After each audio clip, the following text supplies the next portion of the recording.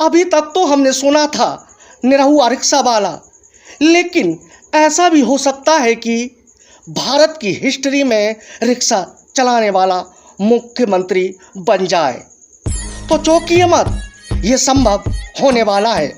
महाराष्ट्र की सियासत में जो एक नाम है जो सबसे ज़्यादा मीडिया में सुर्खियां बटोर रहा है,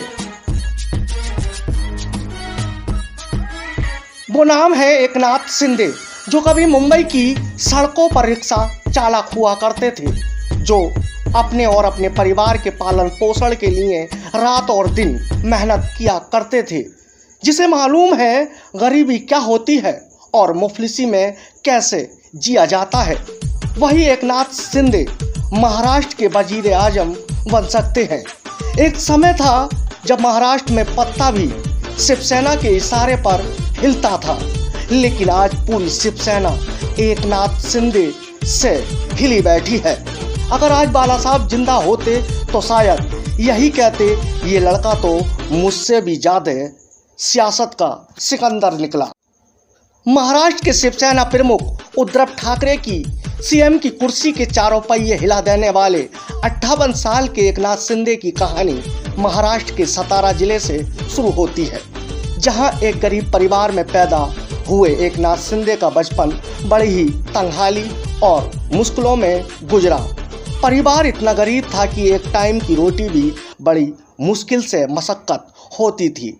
एकनाथ शिंदे जब 16 साल के हुए तब ही घर की जिम्मेदारी उठा ली और मुंबई की गलियों में रिक्शा चलाने लगे। जैसे उनके ऑटो का पहिया घूमने लगा, वैसे ही एकनाथ शिंदे कुछ पैसे भी कमाने लगे। कुछ दिन बाद पैसे कमाने के लिए एकनाथ शिंदे शराब की फैक्ट्री में भी काम करने लगे, लेकिन शिंदे को तो कुछ और ही करना था। 80 के दशक में आनंद दीखे शिवसेना के कद्दावर नेता हुआ करते थे।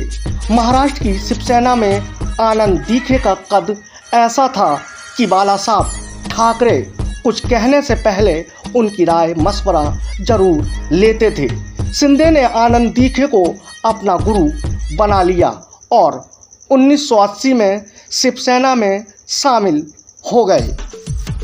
वर्तमान में महाराष्ट्र में एकनाथ शिंदे को मुख्यमंत्री बनाने की मांग तेज हो रही है, लेकिन एक समय ऐसा भी आया जब एकनाथ शिंदे राजनीति से संन्यास लेने का फैसला कर चुके थे।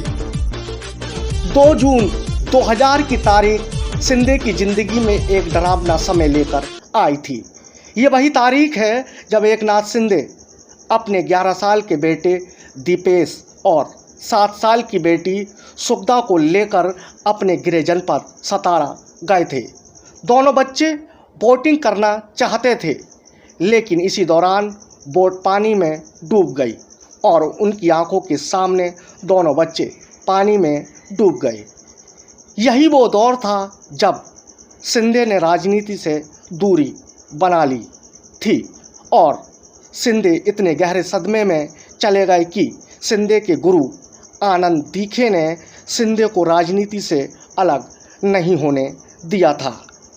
2012 में शिवसेना प्रमुख बाला साहब ठाकरे की मृत्यु हुई थी। उस समय एकनाथ शिंदे शिवसेना में सबसे बड़े नेता माने जाते थे, लेकिन परिवारवाद और विरासत के रूप में उद्धव साहब ठाकरे को शिवसेना मिली।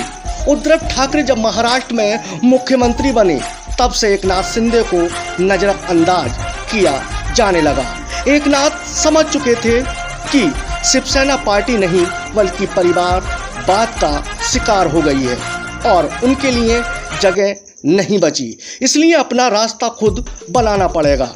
लेकिन आज की तारीख में महाराष्ट्र की सियासत के जैसे हालात हैं, उसे देखकर तो ऐसा ही लग रहा है कि रिक्शा चालक के रूप में अपनी पहचान रखने वाले एकनाथ शिंदे महाराष्ट्र के मुख्यमंत्री बन सकते हैं। दोस्तों, आप ये सब देख रहे थे यूपी पोल खोल न्यूज नेटवर्क में प्रधान संपादक राशिद मलिक के साथ।